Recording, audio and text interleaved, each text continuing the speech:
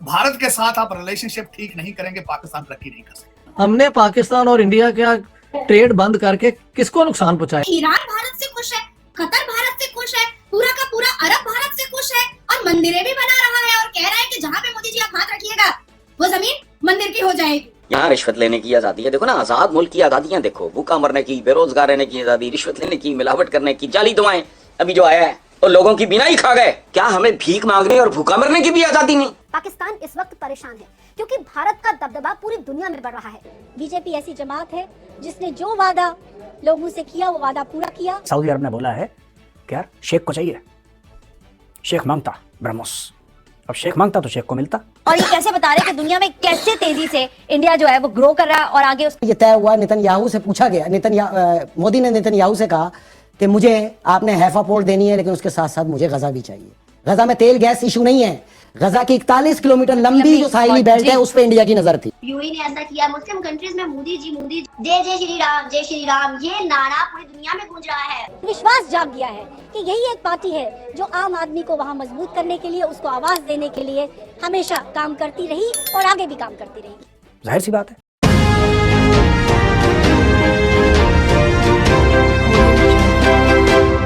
सभी मुस्लिम मुल्क, आपका मुल्क छोड़ करके सभी मुस्लिम ममालिक मोदी जी के साथ अपने रिलेशन को बेटर नहीं द बेस्ट करने की कोशिश में लगे हुए हैं, क्योंकि सबको अपने अपने देश की इकोनॉमी को बहुत ब्राइट करना है, बहुत शाइन करना है। और इन दैट सिनेरियो भारत से ज्यादा अच्छा रिलेशन रखने में ही 56 मुस्लिम मुल्कों की भलाई है। हमने पाकिस्तान और इंडिया का ट्रेड बंद करके किसको नुकसान पहुंचाया? Not India. हमने अपना सत्यानाश कर लिया है। यानी टमाटर, प्याज और ये तो रोजमर्रा की चीजें हैं। और भी अभी भी कई लोग इलाज कराने जाते हैं अपने दिल का, और ये इंडिया में अभी भी जा रहे हैं। यानी इंडियन गवर्नमेंट कम से कम इतनी इंसानियत के वो इस किस्म की एक्टिविटी होने देती है। ये सारी चीजें लोगों को धोखा दे के हमें क्या फायदा हुआ है? कुछ भी तो नहीं हुआ। भारत बड़े एग्रेसिवली ब्रह्मोस मिसाइल को प्रमोट कर रहा है दोस्तों। उसके 2-3 कारण हैं।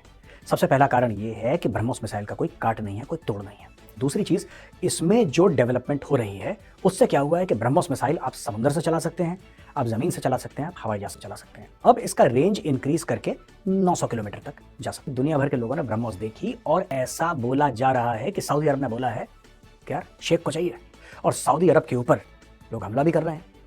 खासतौर से यमन की ओर से सऊदी अरब को डेंजर है। तो इस वक्त अमेरिकन की मजबूरी है कि वो भारत के साथ चलें, चाहे जैसे भी चले। मैं यहाँ पे ये मजबूरी का लफ्ज इसलिए इस्तेमाल कर रहा हूँ, आपको शायद याद होगा आज से कुछ अर्सा पहले इन्होंने उनको यूनाइटेड नेशन प्लस की मेंबरशिप ऑफर की थी, which India turn it down. लेकिन उससे रिलेशनशिप उनके खराब नहीं हुए थे।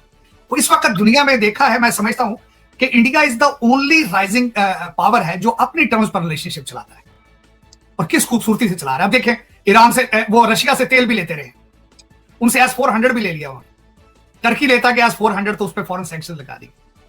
तो इस वक्त जो मैं समझता हूं कि उनकी एक तो फॉरेन पॉलिसी, उनकी फाइनेंशियल स्ट्रेंथ और उनका इन हाउस, उनका हाउस के अंदर उनकी सपोर्ट या ग्रिप, उनकी सब्जेक्ट। देखिए, आपकी दुनिया में इजराइल या इज्जत तब होती है जब आपके साथ आपके मैसेज साथ हो, आपके पास एक ह्यूज मैंडेट हो। 2017 5 जुलाई में मोदी की जब नेतन्याहू से इसराइल के अंदर मुलाकात हुई, मोदी ने नेतन्याहू से कहा कि मुझे आपने हैफा पोर्ट देनी है लेकिन उसके साथ साथ मुझे गजा भी चाहिए।